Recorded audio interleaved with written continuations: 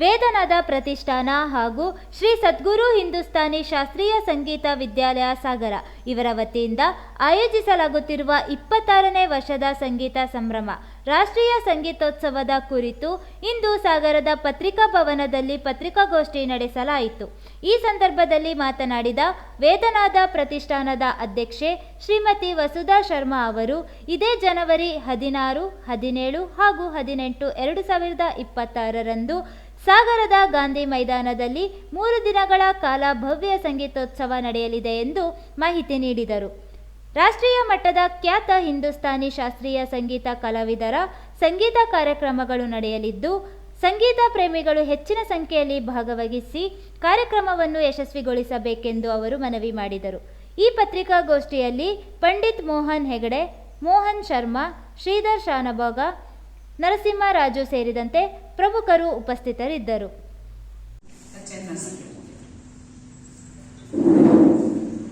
ಎಲ್ಲರಿಗೂ ನಮಸ್ಕಾರ. ವೇದನಾದ ಪ್ರತಿಷ್ಠಾನ ಹಾಗೂ ಶ್ರೀ ಸದ್ಗುರು ಹಿಂದೂಸ್ತಾನಿ ಶಾಸ್ತ್ರೀಯ ಸಂಗೀತ ವಿದ್ಯಾಲಯದ ಷಡ್ವಿಂಶಃ 26ನೇ ವರ್ಷದ ಸಂಗೀತೋತ್ಸವವು ಗಾಂಧಿ ಮೈದಾನದಲ್ಲಿ ಜನವರಿ 16, 17, 18 ನಡೆಯಲಿಕ್ಕಿದೆ. ಈ ಸಂಗೀತೋತ್ಸವದಲ್ಲಿ ರಾಷ್ಟ್ರೀಯ ಹಾಗೂ ಅಂತಾರಾಷ್ಟ್ರೀಯ ಮಟ್ಟದ ಕಲಾವಿದರು ಭಾಗವಹಿಸುತ್ತಿದ್ದು, ವಿವಿಧ ಸಂಗೀತ ಕ್ಷೇತ್ರದಲ್ಲಿ ಸಾಧನೆ ಮಾಡುವವರಿಗೆ ಸನ್ಮಾನ ಕೂಡ ಇದೆ. 16ನೇ ತಾರೀಕಿನಂದು ಬೆಳಗ್ಗೆ ದೀಪಜ್ವಲನದಿಂದ ಕಾರ್ಯಕ್ರಮ ಪ್ರಾರಂಭ, ವಿದ್ಯಾರ್ಥಿಗಳ ಗಾಯನವಾದನ ನಡೆಯಲಿಕ್ಕಿದೆ. ಮಧ್ಯಾಹ್ನ 12 ಗಂಟೆಯಿಂದ ಹಿಂದೂಸ್ತಾನಿ ಶಾಸ್ತ್ರೀಯ ಸಂಗೀತ Dattatreya Velankar ಬೆಂಗಳೂರವರು, ತಬಲಾದಲ್ಲಿ Santosh ಕಲ್ಮನೆಯವರು, ಸಮಾಧಿನಿಯಲ್ಲಿ doctor Ravindra Katoti ಬೆಂಗಳೂರವರು ನಡೆಸಿಕೊಟ್ಟಿದ್ದಾರೆ.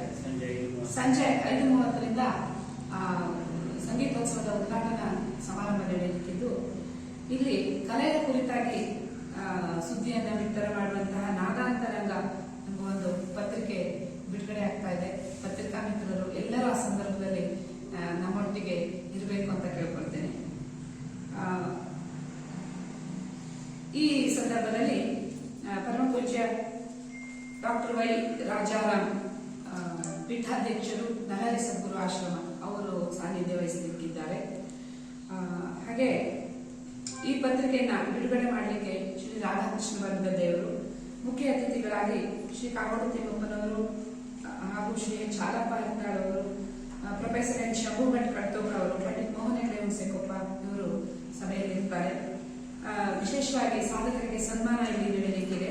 Shri Subbanna Mangaluru tabla ವಾದಕರು, Shri KP. Venkateshwara harmonium ವಾದಕರು, Shrimati ಜ್ಯೋತಿ ಶಶಿಧರ್ ಹಾಗೂ ಬಿ.ಸಿ. ಶಶಿಧರ್ ನಿವೃತ್ತ ಪ್ರಾಂಶುಪಾಲರು, ಎಲ್.ಬಿ. ಕಾಲೇಜವರು. ಈ ಸಂಗೀತ ಶಾಲೆ ಪ್ರಪ್ರಥಮವಾಗಿ ಪ್ರಾರಂಭವಾದಕ್ಕೆ ಕಾರಣಕರ್ತರು ಇವರು. ಹಾಗೂ ವಿದುಷಿ ಚೇತನಾ ರಾಜು ರಾವ್. ನಮಸ್ಕಾರ ಸ್ನೇಹಿತರೆ, ಆರೋಗ್ಯವೇ ನಮ್ಮ ಜೀವನದ ನಿಜವಾದ ಸಂಪತ್ತು. ನಿಮ್ಮ ಆರೋಗ್ಯದ ಪ್ರತಿಯೊಂದು ಅಗತ್ಯಕ್ಕೂ ಒಂದೇ ನಂಬಿಕೆಯ ವಿಳಾಸ ಶ್ರೀ ರಾಘವೇಂದ್ರ ಮೆಡಿಕಲ್ಸ್. ಇಲ್ಲಿ ಎಲ್ಲ ತರಹದ ಔಷಧಿಗಳು, ಡಾಕ್ಟರ್ ಸೂಚಿಸಿದ ಮೆಡಿಸಿನ್ಸ್ಗಳು, ಬೇಬಿ ಕೇರ್, ಹೆಲ್ತ್ ಸಪ್ಲಿಮೆಂಟ್ಸ್ಗಳು ಮತ್ತು ಮೆಡಿಕಲ್ ಉಪಕರಣಗಳು ಲಭ್ಯ. ಅನುಭವ ಸಂಪನ್ನ ಫಾರ್ಮಸಿಸ್ಟ್ಗಳಿಂದ ಸರಿಯಾದ ಮಾರ್ಗದರ್ಶನ ಹಾಗೂ ಸ್ನೇಹಪೂರ್ಣ ಸೇವೆ ನಮ್ಮ ವಿಶೇಷತೆ. ಆರೋಗ್ಯದ ಕಾಳಜಿಗೆ ನಮ್ಮ ಭರವಸೆ. ಹಿಂದೆ ಭೇಟಿ ನೀಡಿ.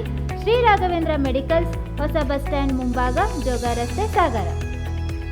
ಗಣರಾಜ್ಯೋತ್ಸವ 2026 ಕಾರ್ಯಕ್ರಮದ ಸಮರ್ಪಕವಾಗಿ ಹಾಗೂ ಗೌರವಯುತವಾಗಿ ಆಚರಿಸುವ ಉದ್ದೇಶದಿಂದ ಸಾಗರ ನಗರಸಭೆಯ ವ್ಯಾಪ್ತಿಯಲ್ಲಿ ಪೂರ್ವಭಾವಿ ಸಭೆಯನ್ನು ಸಾಗರ ಉಪವಿಭಾಗೀಯ ಕಚೇರಿಯಲ್ಲಿ ನಡೆಸಲಾಯಿತು. ಸಭೆಯ ಅಧ್ಯಕ್ಷತೆಯನ್ನು ಸಾಗರ ಉಪವಿಭಾಗಾಧಿಕಾರಿಯಾದ ವೀರೇಶ್ ಕುಮಾರ್ ಅವರು ವಹಿಸಿದ್ದರು. ಗಣರಾಜ್ಯೋತ್ಸವ ಕಾರ್ಯಕ್ರಮದ ವ್ಯವಸ್ಥೆ, ಶಿಸ್ತು, ಭದ್ರತೆ, ಮೆರವಣಿಗೆ, ಸಾಂಸ್ಕೃತಿಕ ಕಾರ್ಯಕ್ರಮಗಳು ಹಾಗೂ ಇನ್ನಿತರೆ ಅಗತ್ಯ ಸಿದ್ಧತೆಗಳ ಕುರಿತು ಚರ್ಚಿಸಿ ಸೂಕ್ತ ನಿರ್ಧಾರಗಳನ್ನು ಕೈಗೊಳ್ಳುವಂತೆ ಎಲ್ಲ ಸಾಗರ ತಾಲೂಕಿನ ಎಲ್ಲ ಅಧಿಕಾರಿಗಳಿಗೆ ಸಲಹೆಯನ್ನು ನೀಡಿದರು. ಪೂರ್ವಭಾವಿ ಸಲಹೆ ಸೂಚನೆ ಕೊಡಲಿಕ್ಕೋಸ್ಕರ ನಾವು ಪೂರ್ವಭಾವಿ ಸಭೆಯನ್ನು ಕರೆದಿದ್ದೇವೆ. ಈ ಸಭೆಯ ಅಧ್ಯಕ್ಷತೆಯನ್ನು ಸನ್ಮಾನ್ಯ ಯತೀಶ್ ಸರ್ ಅವರು ಎಸಿ ಸರ್ ಆಗಿದ್ದರು. ಧ್ವಜಾರೋಹಣವನ್ನು ನೆರವೇರಿಸಿದರು. ಈ ಬಾರಿ ನಮ್ಮ ನೆಚ್ಚಿನ ವೀರೇಶ್ ಕುಮಾರ್ ಸಾಹೇಬರು ಎಸಿ ಸರ್ ಆಗಿದ್ದಾರೆ. ಅವರು ನೇರು ಮೈದಾನದಲ್ಲಿ ಧ್ವಜಾರೋಹಣವನ್ನು ಮಾಡ್ತಾರೆ. ಸನ್ಮಾನ್ಯ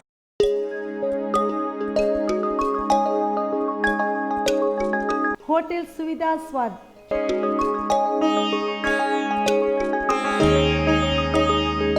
ಶುದ್ಧ ಸಸ್ಯಾಹಾರಿ ಊಟ ಮತ್ತು ಉಪಹಾರ ಗೃಹ.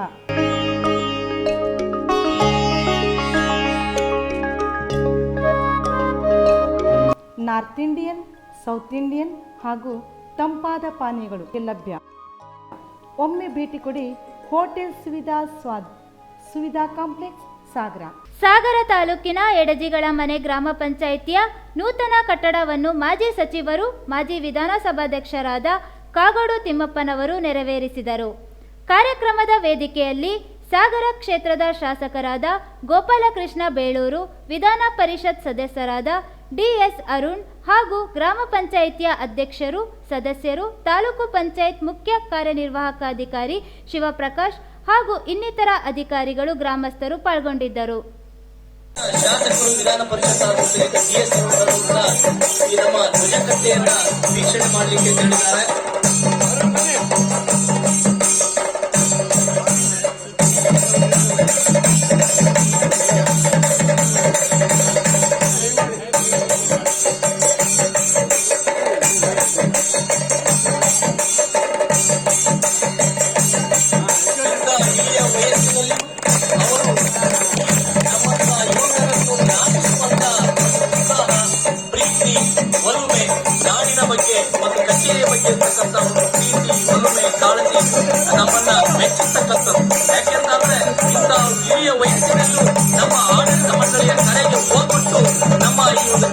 ಶ್ರೀಯುತ ಸಾವಾಜಿ ಬೀರನಾಯಕ್ ಮತ್ತು ಶ್ರೀಮತಿ ಭೈರಮ್ಮ ದಂಪತಿಗಳ 3ನೇ ಪುತ್ರನಾಗಿ ಜನಿಸಿದಂತ ಸಮಾಜವಾದಿ ನಾಯಕರಾದಂತ ಶ್ರೀಯುತ ಡಾಕ್ಟರ್ ಲೋಹಿಯಾ ಮತ್ತು ಶಾಂತವೀರ್ ಗೋಪಾಲ್ಗೌಡ ವಡ್ನಾಳ್ ಗಣಪತಿಯವರ ಸಿದ್ಧಾಂತಗಳನ್ನ ಬಾಲ್ಯದಿಂದಲೇ ಮೈಗೂಡಿಸಿಕೊಂಡು ಬಂದು 1972ರಲ್ಲಿ ಮೊದಲ ಬಾರಿಗೆ ಸಮಾಜವಾದಿ ಪಕ್ಷದಿಂದ ಶಾಸನಸಭೆಗೆ ಸದಸ್ಯರಾಗಿ ಪ್ರವೇಶಿಸಿ ಶಾಸನಸಭೆಯಲ್ಲಿ ಗೇಣಿದಾರರ ಮೇಲಿನ ನಿಮ್ಮ ಕಾಳಜಿಗೆ ಮನಸೋತು ಅಂದಿನ ಮುಖ್ಯಮಂತ್ರಿಯಾರಾದಂತಹ ಶ್ರೀಯುತ ದೇವರಾಜ ಅರಸು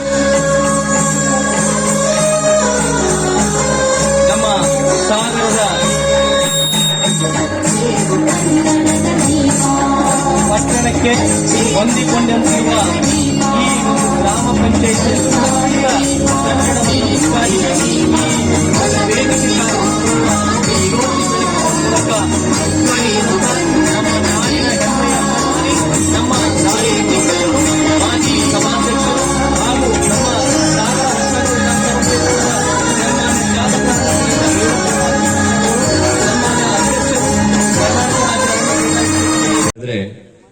ಒಂದು ಮಿನಿ ವಿಧಾನಸೌಧದ ಈ ಒಂದು ಕಟ್ಟಡದ ಉದ್ಘಾಟನೆಯನ್ನ ಬಹಳ ಸಂತೋಷದಿಂದ ಇವತ್ತು ಉದ್ಘಾಟನೆ ಮಾಡಿ ಈ ಕಾರ್ಯಕ್ರಮದ ಅಧ್ಯಕ್ಷತೆಯನ್ನು ವಹಿಸಿರುವಂತ ಈ ಪಂಚಾಯಿತಿಯ ಗೌರವಾನ್ವಿತ ಅಧ್ಯಕ್ಷಿಣಿಯಾದಂತಹ ಶ್ರೀಮತಿ ನಾಗವೇಣಿ ಪ್ರವೀಣ್ ಅವರೇ, ಈ ಒಂದು ಪಂಚಾಯಿತಿಯ ಉಪಾಧ್ಯಕ್ಷರಾದಂಥ ಮಿತ್ರ ರಾಘವೇಂದ್ರ ಅವರೇ, ಬಹಳ ಪ್ರಮುಖವಾಗಿ ನಮ್ಮ ರಾಜ್ಯದ ಶಿಕ್ಷಣ ಸಚಿವರಾಗಿ, ನಮ್ಮ ಸ್ಪೀಕರ್ಗಳಾಗಿ ಅತ್ಯಂತ ಹೆಸರನ್ನು ಪಡೆದು ನಮ್ಮ ಹಿರಿಯ ನಾಯಕರಾದಂಥ ಶಂಕರಮೂರ್ತಿಯವರ ಮಗ, ಇವತ್ತು ಅವರು MLC ಆಗಿ ಇವತ್ತು ಇಲ್ಲಿ ನಮ್ಮೂರಿಗೆ ಬಂದಿದ್ದಾರೆ.